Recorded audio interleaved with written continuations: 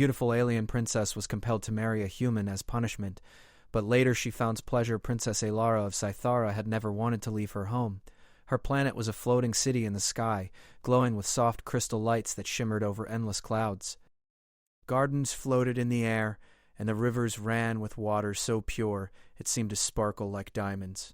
Her people, the Cytherans, were known for their wisdom and calm nature. Everything about Cythara was perfect, orderly, and serene, and yet, here she was, being sent away from it all. It was not her choice. Alara had been summoned to the royal council chambers, a vast hall filled with glowing panels and softly humming energy crystals.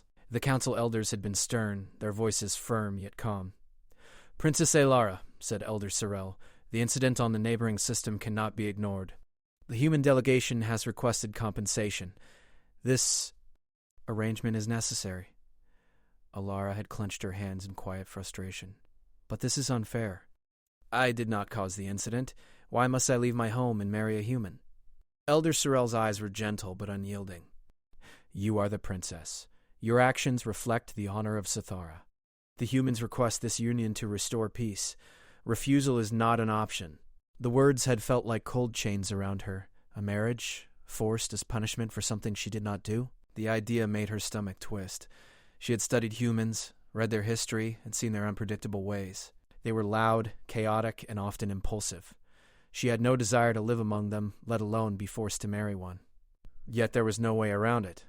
When the preparations were complete, Alara found herself aboard a shimmering interstellar cruiser. The ship's walls glowed faintly with calming lights, and soft music played that mimicked the wind over Cythera's gardens. But the music could not soothe her worries. Her thoughts were filled with questions. Who is this human? What kind of life awaits me there? How can I endure this humiliation? The journey was long. The cruiser passed through stars and nebulae, leaving trails of golden light behind it. Alara watched the universe stretch out endlessly before her, and a part of her wanted to marvel at the beauty. But the resentment in her chest blocked any joy.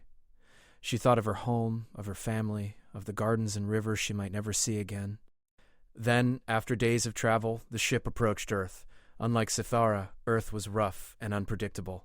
The blue oceans, green forests, and sprawling cities fascinated her, but she found it messy and noisy. The humans themselves seemed even more chaotic up close, walking, talking, and gesturing all at once. Alara's first sight of her future home was Dustspire Outpost, a frontier-like settlement on a dusty desert planet Earth had colonized for trade. The buildings were made of metal and stone, practical and worn from years of use. Dust blew across the streets, and the air smelled faintly of machinery and spices.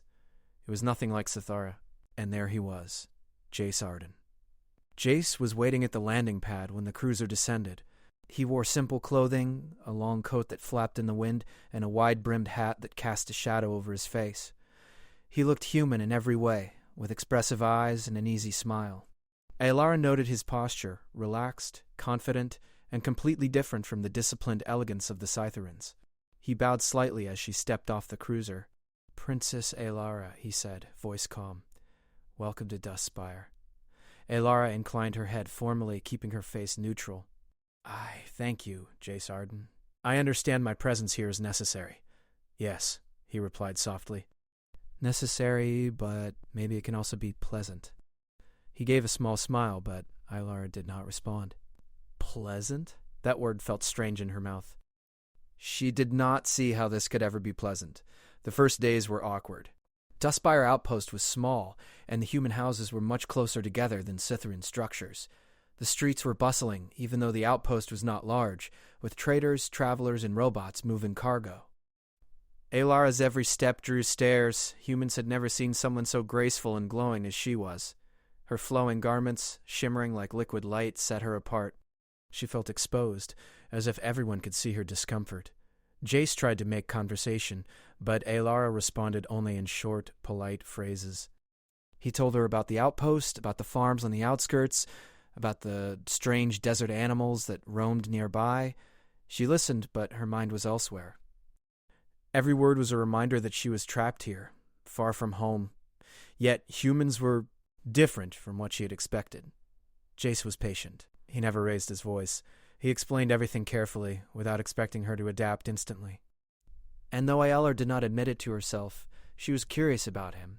He seemed honest, kind, and strangely gentle, qualities she had rarely encountered in political life on Sithara. Their living quarters were small, simple rooms in a larger building. Alara's room had a window that opened to the desert, letting in sunlight and dust alike. The walls were bare, and she missed the soft lights and floating plants of Sithara, but she also noticed something she had not expected, a human painting hung on one wall, depicting two people under twin moons smiling at each other.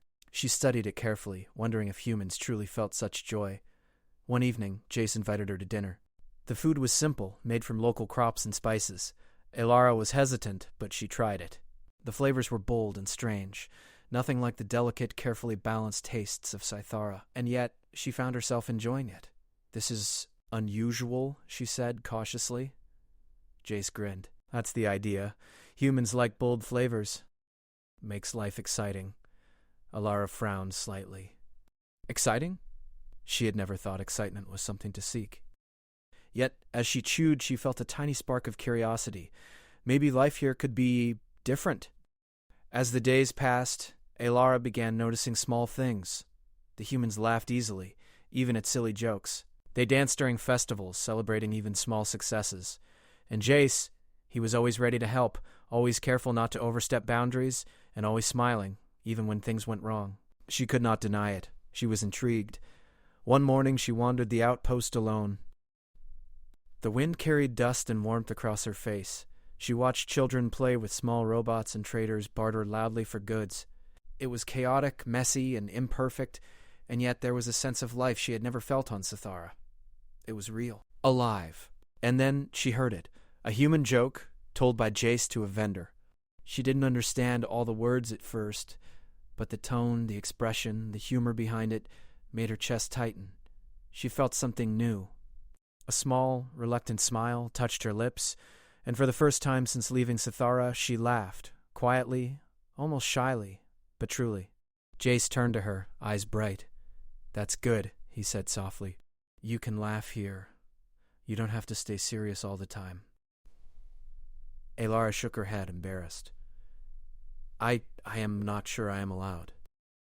"You are," Jace said gently. "You are allowed to feel whatever you want." The words echoed in her mind, allowed. Not commanded, not dictated. Allowed. As night fell, she stood at the window, looking out over the dusty outpost. The stars were bright above the desert, endless and open. She thought of Sithara, of its order and beauty, and she thought of Earth, messy and vibrant. She was here against her will, forced into a life she did not choose. But maybe this place could teach her something new. Her heart still carried resentment. She still longed for home, but she also felt a spark of something else. Curiosity. A tiny, stubborn curiosity that perhaps life on Earth, with all its chaos and imperfection, could be more than punishment. For the first time in many days, Alara did not feel entirely trapped, and that night, as twin moons rose above Dustspire Outpost, casting silver light across the desert, she allowed herself a single thought. Maybe this forced union could become something unexpected. The morning sunlight poured through the dusty windows of Dustspire Outpost. Princess Alara woke to the soft sound of the wind sweeping across the desert. Her room was simple, and she missed the floating gardens and glowing walls of Sithara. Yet there was something new in her chest, a feeling she could not name. Perhaps it was curiosity. Perhaps it was anticipation. She dressed carefully in flowing robes that shimmered faintly with Scytheran light. Even in exile, she would not lose her elegance. When she stepped out into the small courtyard, Jace was already there, adjusting the tools of a small human workshop. His coat flapped in the wind, and the sun highlighted the gentle lines of his face. "Good morning, Princess," he said softly. "Sleep well?" Alara inclined her head politely. "I did." She paused, then asked, "What are you working on?" Jace smiled, holding up a small metallic device. "A repair for the water pump on the edge of the outpost. It's been leaking. Humans have strange ways of fixing things, but sometimes simple solutions work best." Alara watched as he worked, hands moving with confident ease. It fascinated her, the way humans combined creativity with practicality. On Scythara, everything had a perfect procedure. There was no improvisation. "Yet here, even mistakes seem to have value. Do you enjoy this work?" she asked quietly. Jace looked up, considering her question. I do. It's satisfying to make something work, to see it help people. Life can be hard here, but we find joy where we can. Alara nodded slowly.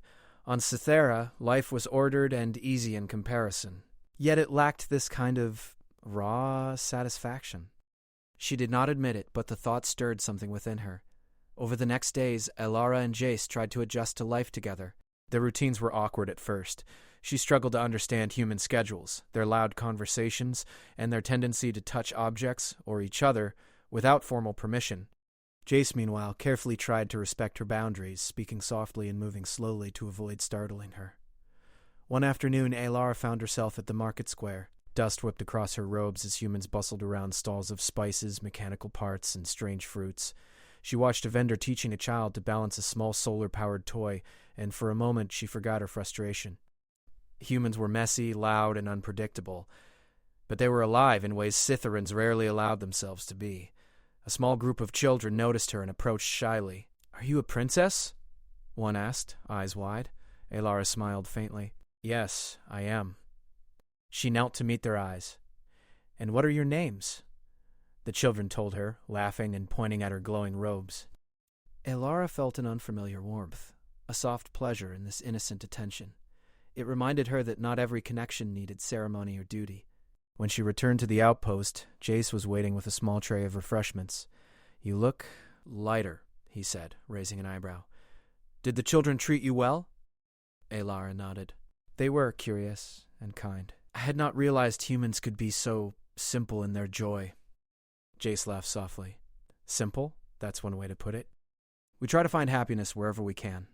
Their days slowly grew into routines of shared tasks. Jace showed Alara how to help repair the water systems, tend small gardens, and organize the outpost stores.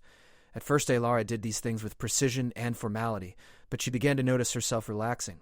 She laughed quietly at human mistakes, found patience in unexpected ways, and even suggested improvements for Jace's designs. He listened, smiling, and often followed her advice. One evening, they were called to the edge of the outpost. A sudden desert storm had blown in, carrying heavy dust and winds that rattled the buildings. The humans worked together quickly, securing supplies and reinforcing walls. Alara stood beside Jace, guiding and observing. The chaos was strange and uncomfortable, but she noticed how everyone's laughter and encouragement helped ease fear. Even in danger, humans found ways to connect and support each other. Jace reached for her hand. "Hold on to this," he said. "The wind is strong." Alara's heart fluttered. She hesitated, then took it. It felt grounding, not constraining. She had never been touched like this on Cythera, where formality ruled. And yet this human gesture was simple and comforting. The storm passed, leaving the desert glowing under a setting sun. Dust clung to Alara's robes, and her hair was messy, but she smiled. "This is not unpleasant," she admitted quietly. Jace laughed. "Not unpleasant. That's progress." Days passed. Alara's curiosity grew, not only about humans, but about herself. She began to notice feelings she had never explored: contentment, laughter, and even anticipation for small moments. She found herself watching Jace as he worked, studying his gestures, his expressions, and the easy way he moved through life. She admired his patience, his calm in chaos, and his ability to make people feel valued. One afternoon, they visited the local festival, an annual celebration of the harvest. Humans filled the streets with music, dancing, and bright banners. The smells of roasted foods and sweet treats filled the air. Alara's eyes widened at the energy around her. It was overwhelming, yet strangely delightful. "Try it," Jace encouraged. "Dance with me. You don't need to follow a strict form." "Just move with the rhythm," Alara hesitated. Her Scytheran training demanded elegance and control, not random movements, but the music called to her, and the joy around her was infectious. Slowly, tentatively, she moved. At first, stiffly. Then, gradually, she let herself sway. She laughed quietly at her own awkwardness. Jace grinned, moving beside her with easy grace, matching her steps. For the first time, Alara felt true spontaneity. The laughter, the movement, and the warmth of human connection filled her with a sensation she could not name. Pleasure in the simplest form. That evening they walked back to the outpost, the twin moons rising above the desert. Alara glanced at Jace, who was carrying a small lantern to light their path. Her chest felt full in a way that was strange, unfamiliar, and comforting. "You are different here," Jace said softly. "I can see it. You're lighter. Freer. Alara looked at him uncertain. I do not know if I am free, she admitted, but I feel something. Something I have not felt before. Curiosity? Joy? He suggested gently. Yes. Perhaps both. I do not understand it fully, but it is pleasant. Over the following weeks, Alara continued to explore human life. She tasted new foods, listened to stories from travelers, and observed small acts of kindness. Each experience was a revelation. She found herself smiling more, laughing at small jokes, and even initiating conversations with locals. Jace's patience and gentle encouragement allowed her to explore these new feelings without fear. One night, while they were repairing a small section of the outpost wall, Alara paused to watch Jace work. The way he concentrated, the careful way he adjusted the metal panels, the quiet pride in his actions, it fascinated her. For the first time, she felt admiration that went beyond duty or politeness. Jace, she said quietly, I am beginning to understand something about humans. You find pleasure in small, simple things, and I think I am learning to do the same. Jace looked up, eyes soft. That's the idea, Alara. You don't need to do grand things to feel joy. It's in the moments, the connections, the little discoveries. Alara smiled, a genuine, radiant smile. She felt warmth spread through her chest, a new sense of belonging, not to a place, but to the moment, to the life she was discovering here. As the twin moons rose high in the sky, casting silver light across Dustspire Outpost, Alara allowed herself a thought she had never dared before. Maybe, just maybe, this forced marriage was not entirely punishment. Perhaps it was a chance to discover something she had never known: pleasure, connection, and curiosity. And for the first time, she looked at Jace not as a human she had been forced to marry, but as a companion, a guide, and perhaps, someday, a friend.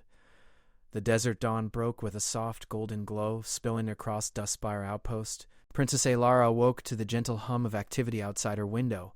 Merchants were opening their stalls, children laughed as they played with small robotic toys, and the wind carried the scent of warm bread from a nearby bakery. The world felt alive in a way she had never experienced before. She stretched, letting her thoughts drift to the night before. The festival, the music, the laughter, it had all stirred something in her that she could not name. She had danced with Jace, laughed at jokes she barely understood, and even tasted strange sweets she had never imagined. Her heart still carried the weight of being forced into this marriage, but now there was a new feeling rising alongside it: anticipation. When she stepped into the courtyard, Jace was already waiting, holding a small bundle of tools and gadgets. His wide-brimmed hat cast a shadow over his eyes, but his smile was unmistakable. "Good morning, Alara. Ready for another day of adventures?" Alara raised an eyebrow, letting a small smile play across her lips. "Adventures?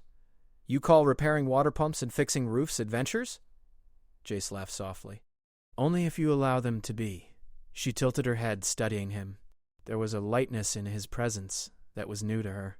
On Cythera, life was filled with structure, duty, and expectation. Here, life was messy, unpredictable, but somehow real. Their first task of the day took them to the edge of the settlement, where a small garden had begun to thrive despite the harsh desert conditions. Jace showed her how to water the plants with care, how to adjust the irrigation channels, and how to encourage growth with gentle words.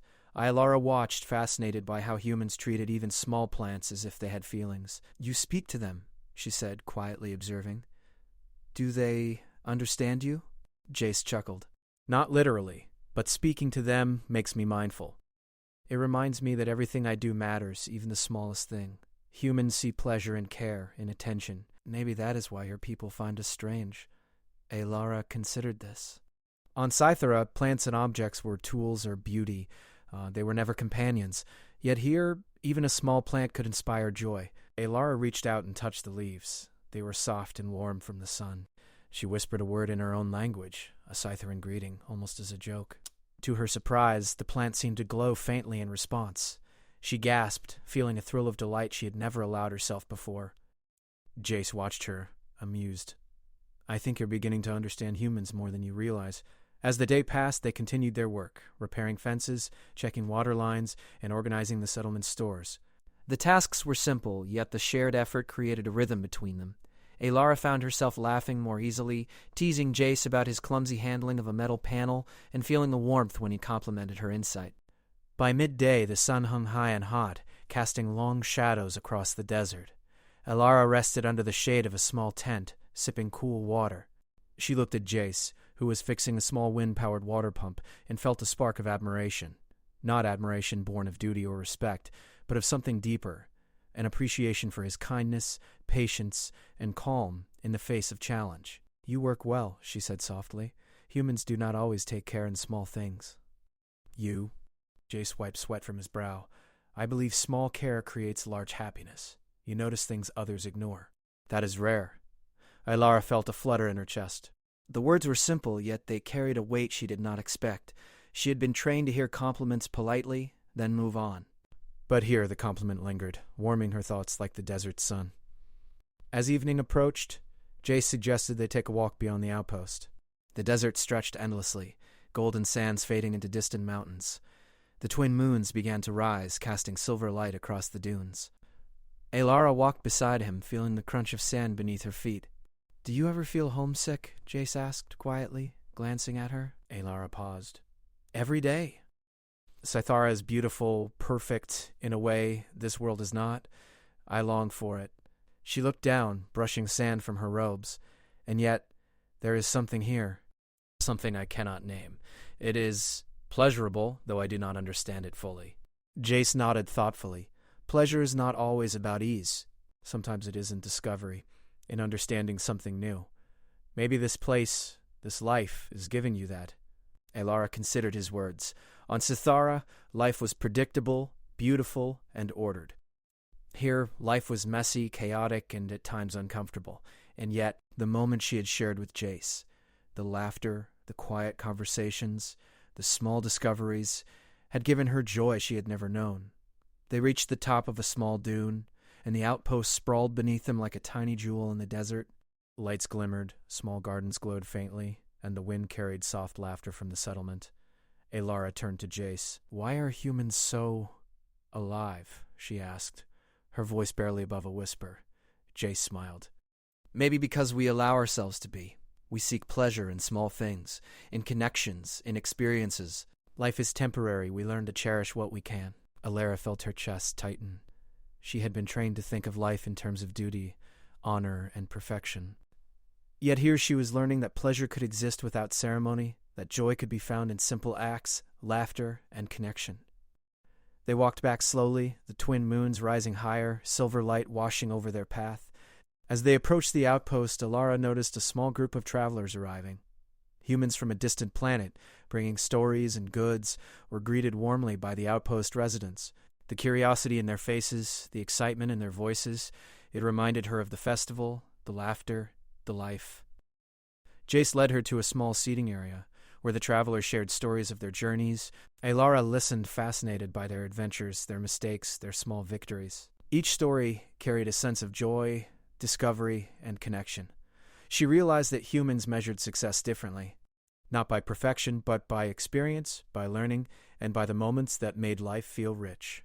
She glanced at Jace, who was animatedly talking with one of the travelers. There was something about him, something gentle, patient, and yet alive, that made her chest flutter. For the first time, she allowed herself to feel anticipation, excitement, and even pleasure in his presence. That night, after the travelers had gone to rest, Elara and Jace sat under the twin moons, drinking a warm herbal tea. The desert was quiet, save for the soft rustle of sand and the distant hum of the outpost. "You are changing," Jace said softly, looking at her. "I can see it. You are discovering something about yourself." Elara nodded, looking down at her hands. "Yes, I am learning to enjoy small things, to laugh, to feel connection.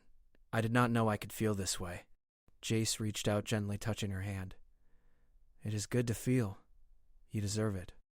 Elara felt a warmth spread through her chest. She looked at him, really looked at him, and realized she no longer saw him as simply the human she had been forced to marry. He was a companion, a guide, and perhaps, in time, a friend. "Think I am beginning to understand humans more than I thought possible," she said quietly. "And I think I am beginning to understand myself." Jace smiled, his eyes reflecting the silver light of the moons. "Then perhaps this forced union is not punishment after all. Perhaps it is an opportunity." Elara considered his words. punishment, duty, obligation. Yes, she had arrived here against her will, yet every day brought new discoveries, laughter, and joy she had never known. She had begun to experience life, not as a series of rules and expectations, but as a collection of moments of curiosity, delight, and connection. She leaned back, letting the soft desert wind brush her face. For the first time since leaving Sithara, she felt at peace. She did not yet love this life completely, nor did she fully understand the pleasures it offered, but she was learning, and that learning itself was joyful. As the night deepened, Alara allowed herself a rare smile, looking at the stars above. She had begun a journey not only across space, but within herself, and with Jace beside her, patient, kind, and alive, she felt the first true stirrings of a life that could be filled with pleasure, laughter, and discovery. The first light of dawn stretched across Dustspire Outpost, painting the desert in soft pinks and golds. Princess Alara stood at her window, watching the twin moons fade in the morning sky. The soft wind carried the scent of warm bread from the bakery, and the distant hum of machinery as the settlement woke. Her thoughts were heavy today. A message had arrived the night before from the Sithran Royal Council, delivered through a shimmering holographic crystal. It glowed softly as she held it, the familiar tones of her elders filling the room. Princess Alara, the message began, your duty to Sithara may now be concluded. You are permitted to return home if you so desire. Your actions in Earth's Dustspire Outpost have been noted, and the Council recognizes your accomplishments and discretion. Your return will be welcomed. Alara's chest tightened. She had waited for this moment, dreading and imagining it in equal measure. Return to Sithara, home, beauty, serenity, and honor. Yet, alongside the expected longing, there was a new sensation she had never felt before: hesitation. She walked slowly to the courtyard, Jace already there, preparing small crates for delivery to the traders. The sunlight highlighted the dust in the air, making it glow like tiny stars. He looked up and smiled when he saw her. Morning, he said. You seem thoughtful, Alara nodded, gripping the holographic crystal. They say I may return home. Jace's smile softened. He put down the crates and stepped closer. I see. And what does your heart say? Alara frowned, looking out over the outpost. She thought of her home. The floating gardens, the glowing rivers, the soft hum of crystal lights. She thought of her family, her people, the perfection of her world. And then she thought of Earth, the messy streets, the dusty winds, the laughter of children, and Jace. Her heart ached with indecision. She had been trained to serve duty first, to obey the council, to maintain honor. Yet here, she had discovered another kind of value: connection, discovery, and the simple pleasures of life. Jace reached out gently, touching her hand. Whatever you choose, he said softly, I will respect. But you deserve to choose for yourself, not because you are told. Alara closed her eyes, remembering all that had happened since she had arrived. The festival under the twin moons, her first dance, the shared laughter and quiet conversations, the moments when she had felt alive, free, and connected. These were pleasures she had never experienced on Sithara. Small, simple, but deeply fulfilling. Could she give this up to return to perfection? To follow duty instead of desire? The morning passed slowly. Alara spent her hours walking through the outpost, observing the humans going about their work. She watched a small child help an elderly vendor organize goods, a couple sharing bread and laughter, travelers telling stories of distant lands. She noticed how humans celebrated simple kindness, how they found pleasure in effort, curiosity, and connection. She thought of Jace, patient and gentle, helping the outpost thrive and teaching her to enjoy the world in new ways. She thought of the warmth in her chest when he smiled, the comfort of his presence, and the laughter they had shared. By midday, the council's message remained on the holographic crystal in her room, glowing softly. She had read it many times, yet the words no longer felt like authority. They felt distant, almost abstract. What mattered now was not duty or obligation, but experience, joy, and choice. Finally, as the twin moons began to rise, casting silver light across the desert, Alara found Jace in the courtyard.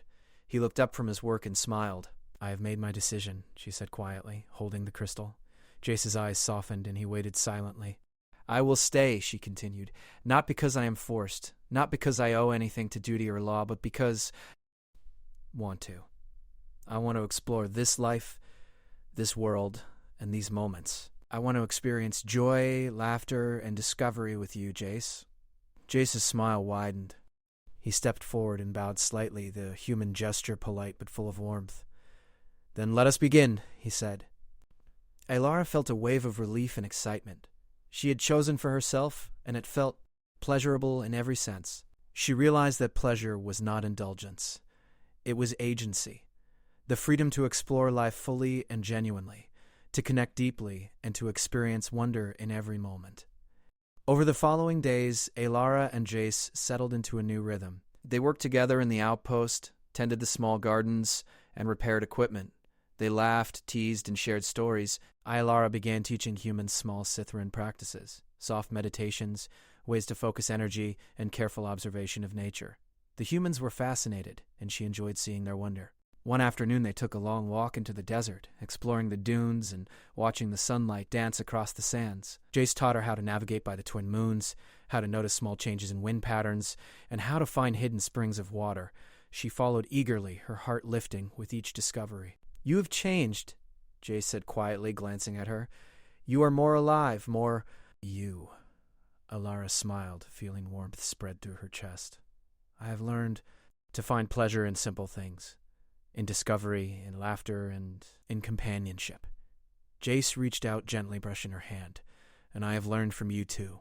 Your calm, your wisdom, your patience. You see beauty where others might not. You teach me as much as I teach you."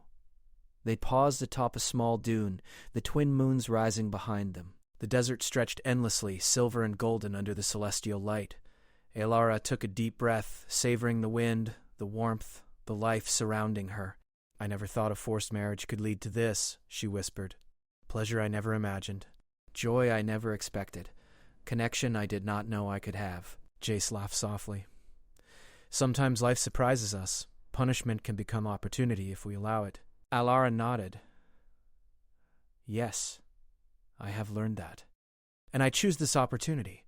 I choose life here, with its imperfections and its wonders." That evening, the outpost gathered for a small celebration. Travelers, locals, and settlers shared stories, music, and simple meals. Alara joined willingly, laughing at jokes, tasting new foods, and watching children play. She felt fully present in the moment, aware of the joy around her and of the warmth that came from shared experience. Jace stood beside her, holding her hand gently. The twin moons glimmered above, casting light across the faces of the gathered humans. Alara realized that pleasure was not just laughter or indulgence. It was choice, connection, discovery, and the courage to embrace life fully. Later, as the celebration ended and the desert became quiet, Alara and Jace walked back to their home. The night was clear, stars twinkling above. Alara felt a sense of peace she had never known. She had chosen life, joy, and companionship. She had discovered that even in a world so different from her own, she could find beauty, laughter, and deep pleasure. "I am glad," Jace said softly, walking beside her, "that you stayed, that you chose for yourself." Alara smiled, her heart full. "And I am glad," she replied, "that I can find pleasure, not in duty, not in expectation, but in life itself, and in sharing it with someone I care for." They reached their home, a simple space filled with warmth and light. The twin moons cast silver patterns on the walls. Alara looked around, realizing that home was no longer just a place. It was moments, connection, and choice. As they sat together, watching the moons rise high in the sky, Alara allowed herself to relax completely.